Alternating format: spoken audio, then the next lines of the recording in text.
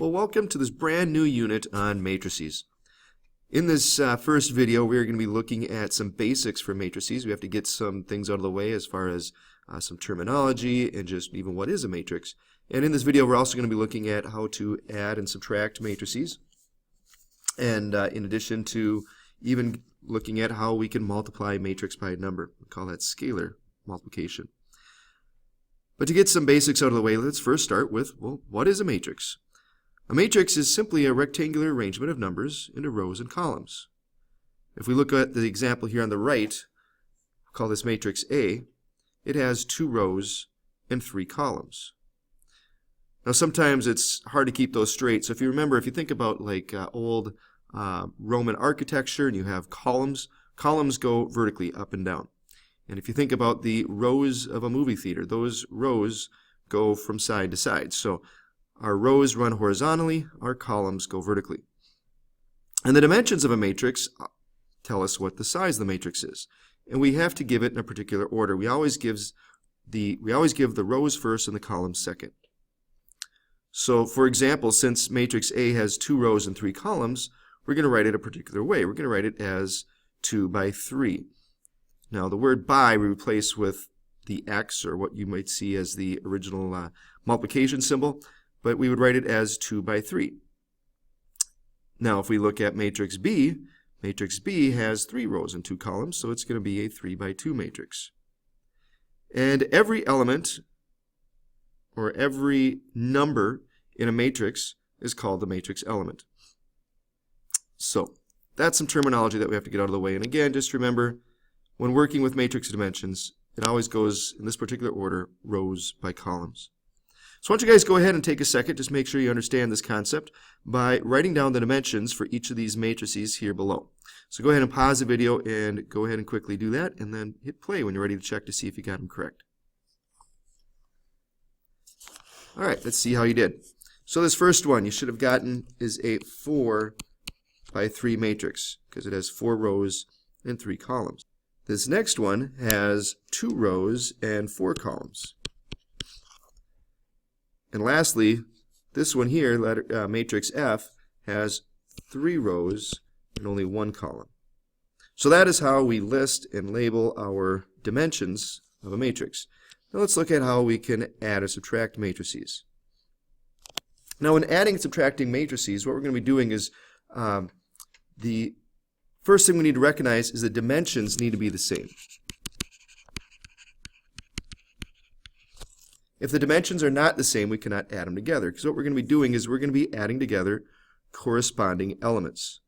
So for example, if we have matrix A here is this 2 by 2 matrix, and matrix B is this other 2 by 2 matrix, notice the dimensions are the same.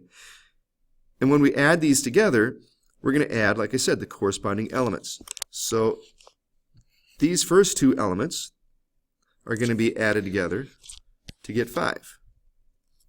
And then if going across, these next 2 elements would add together to get 8, and so on. So adding matrices is really a simple concept. It's almost like if you were to take the 2 matrices and lay them on top of each other, the elements that would be lined up are the ones you're going to add together. So the bottom row, you get 3 and 5, add those together and you get 8. We 7 and 2, add those together, and we get 9.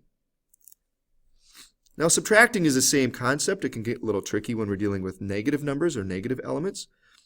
But you're going to subtract the first matrix minus the second matrix. So when we do that again, we subtract the corresponding elements.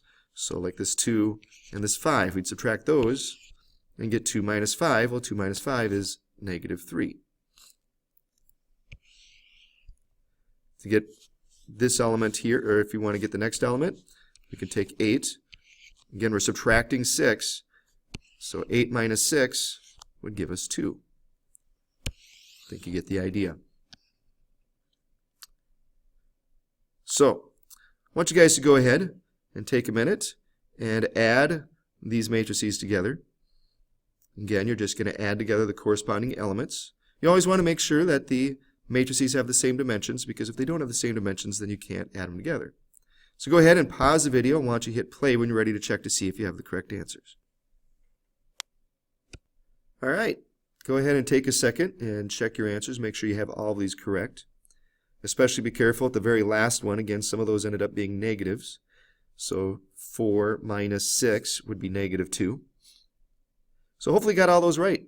If you did, go ahead and move on. If you didn't get any of those right, make sure you check to see where your mistake was so you can correct them and know not to make the same mistake again.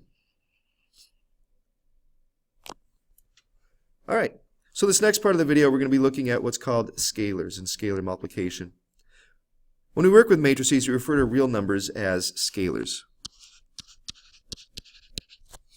The term scalar multiplication refers to the product of a real number and a matrix. In scalar multiplication, each element in the matrix is multiplied by the given scalar.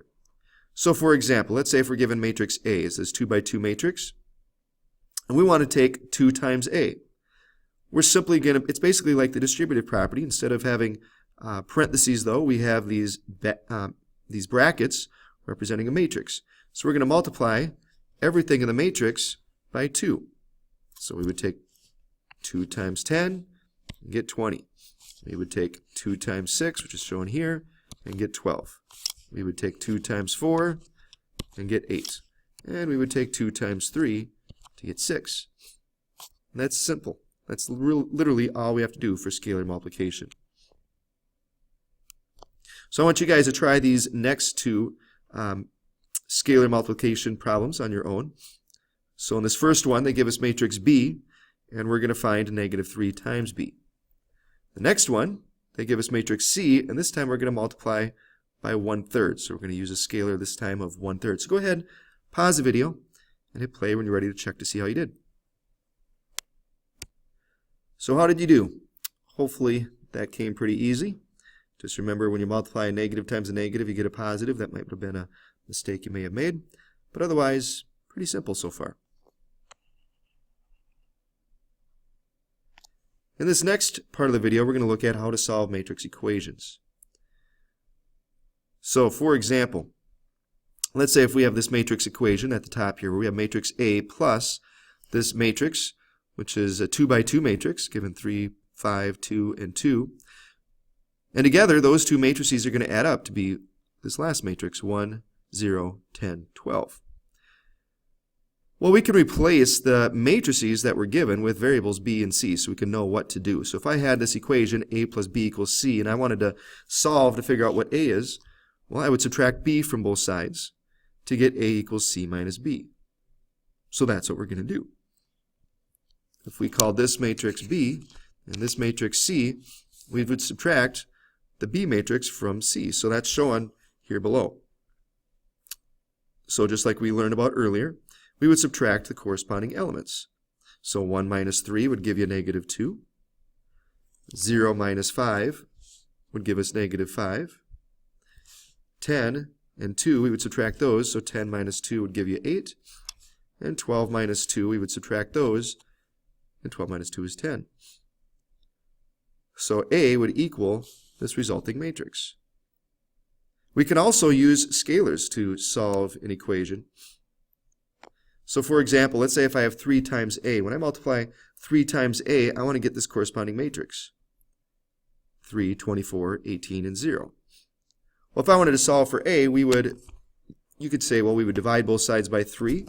Or another way you could look at it is we could multiply both sides by the reciprocal, 1/3. And that would get A by itself. So to find out what A would equal, we would essentially take 1/3. We could use 1/3 as a scalar to multiply that times each of the elements. And the result would give us this matrix.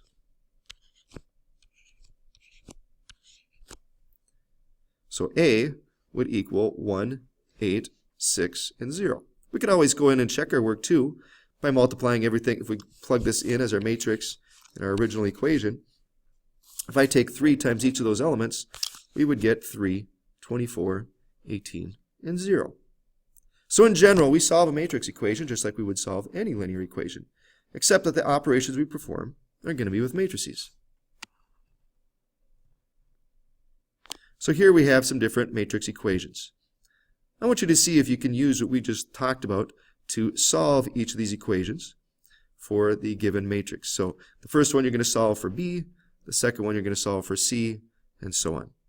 So go ahead and pause the video and hit play when you're ready to check to see how you did. Well, how did you do? Did you have problems with that last one? Well, if you notice, I haven't done that last one because we're going to talk about that one in a minute, but I want to see how you did on the other three problems. Now, the first one is relatively simple. You would just add that matrix to both sides to get 5, 8, 27, and 4. Now, the next one, even though it's pretty simple, you just had to subtract the first matrix from the original matrix. When you subtract those, you got to be careful with negatives. So, for example, negative 3 minus negative 2 would be the same as negative 3 plus 2, which would be negative 1. Or 14 minus negative 17 would be the same as 14 plus 17, which is 31. So hopefully you got that second matrix correct. The third matrix, since we're already multiplying by 1/3 y, we could get rid of that 1/3 by multiplying by the reciprocal, which would be 3 over 1, or just 3. So when I multiply everything in that matrix by 3, we get 12, negative 6, 6, 21, 3, negative 9. Let's look at this last one. So this last one is actually going to be a two-step equation. The other ones that we did were all one-step equations, meaning we just had to do one thing to get our answer. Now if we looked at this as being 2z plus a equaling b, and we had to solve that, think about the order of operations, or the order that we would do this. Well, we would first subtract a from both sides to get 2z equals b minus a. And then to solve for z, we would divide by 2, or multiply by 1/2. So z is going to be 1/2 of b minus a. So order of operations tells us that we'd have to subtract b minus a. So we're going to subtract these two matrices. Again, starting with this first one, the 1, 8, 10, 23. That's your b. So you're going to take and subtract the other matrix from that one. And then with that resulting matrix, you're going to take half of it. So given that hint, why don't you now go ahead and pause the video and see if you can now work through that problem. All right, let's see how you did. So if you notice, the way I set this up is basically just using what we solved for z. So I have 1/2 the quantity of my two matrices, b minus a. And when I do that, I get negative 2, 2, 6, and 12. And now I just multiply each of those elements by 1/2. And I get my answer of negative 1, 1, 3, 6. So hopefully you're able to figure that out. But if not, go back and just make sure that you double check that you did that process correct as far as using the correct order of operations, adding the correct, or subtracting the correct elements from each other. But otherwise, after a little bit of practice, you'll see that you can get this no problem. So there we have it. You now know how to work with matrices and some simple operations with matrices. So good luck now as you work on your assignment.